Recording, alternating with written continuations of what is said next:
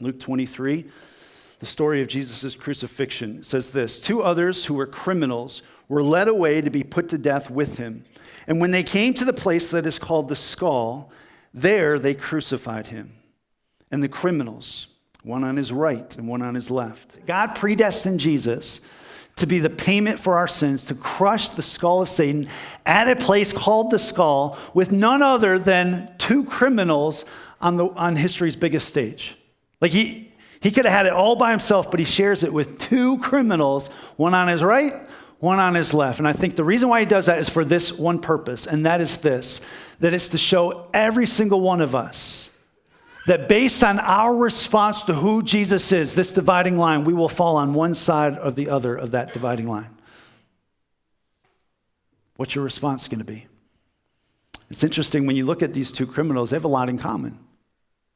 They're both, the Bible calls them notorious criminals, which this isn't your run-of-the-mill convenience store robbers. These are like insurrectionists. You know what that means? It means people who are violently trying to overthrow the Roman government. These were bad boys. These were gunslingers. These were violent men, both of them.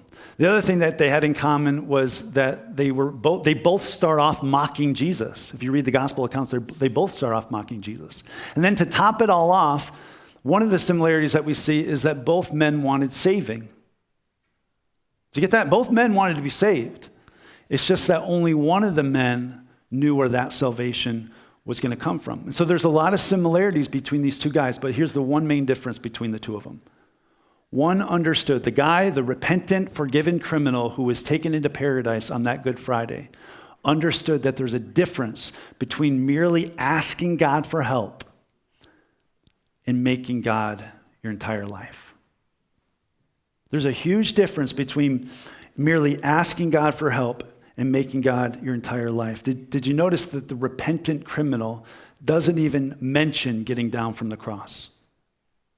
Doesn't even try to get down from the cross like the other criminal does. And that's because of this. I think it's because he knew that it wasn't going to be a change of circumstances that would make all the difference in his life. He knew that it would be the person that he placed in the middle of his circumstances that would make all the difference. It wasn't going to be a change of circumstances. It was going to be the change of who he placed in the middle of his circumstances. He was going to have to change who he placed his hope in for salvation. I hope you get that. If you walk away from this message, you get nothing else. I hope you understand that there's a difference. There's a difference between merely asking God for help and making God your entire life.